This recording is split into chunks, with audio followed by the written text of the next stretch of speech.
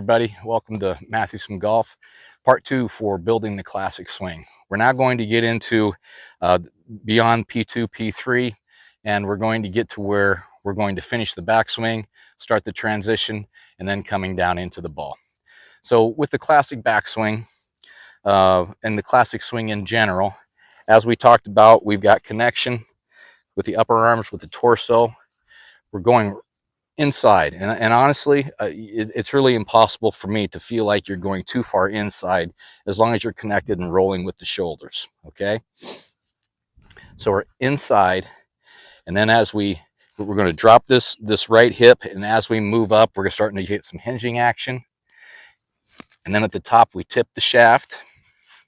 At the top, we tip the shaft where we're getting this action right here, right? Tipping the shaft at the top.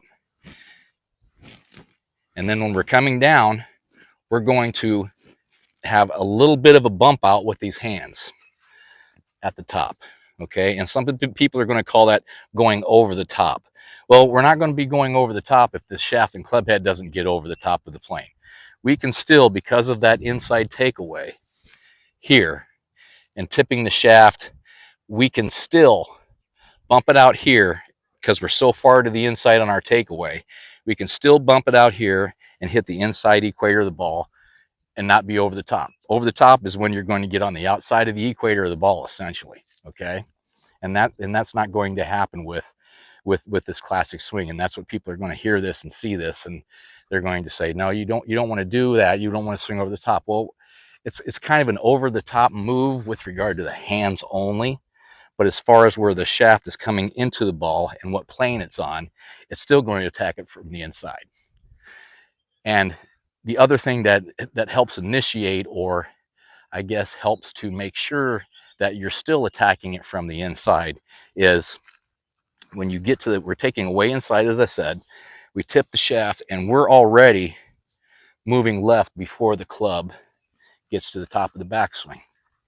Okay, we're here and I'm already moving, and I'm feeling like when I play my best golf, I feel like I am backing into the ball. Okay, so I'm loading the right heel. I'm getting a really good shoulder turn. My hands and club head are still going back, and I'm going to start my lower body transition before the club head reaches its final position on a full takeaway. And I feel like I am backing into the ball. Okay, and that's a really, really important feeling for me. And others that I talk to, when I get them into that position and tell them, you have to find that feeling of backing into the ball. And when you trust it and when you do it, it really makes a huge difference. Okay. And then from there into the swing, and I'll do it from this angle here. It's a little bit easier to see.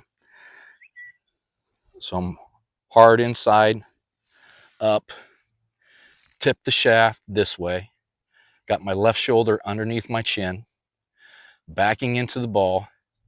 Now I get my little over the top move here with the hands as I'm coming through, and then I'm coming down into the ball with a descending blow, and I'm going to be getting my hands and arms out in front of me now.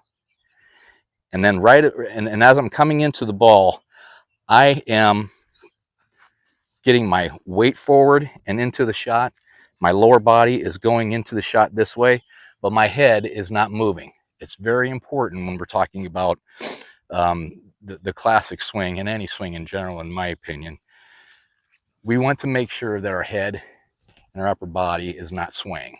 Okay, so we want to feel like we're very, very tall, coming into the ball here, falling into it, backing into it, a little over the top move, bump, getting our hands in front of us, descending blow, and I am out here in this position, but I have not moved my head forward, and then I rotate out of it. Now, one thing that I do that not everybody likes to do, but when I come through the ball, I like to have this whiplash motion as I'm coming through, and it's almost like snapping a towel. Okay, so it's here, backing into it, coming into the ball transition of the weight.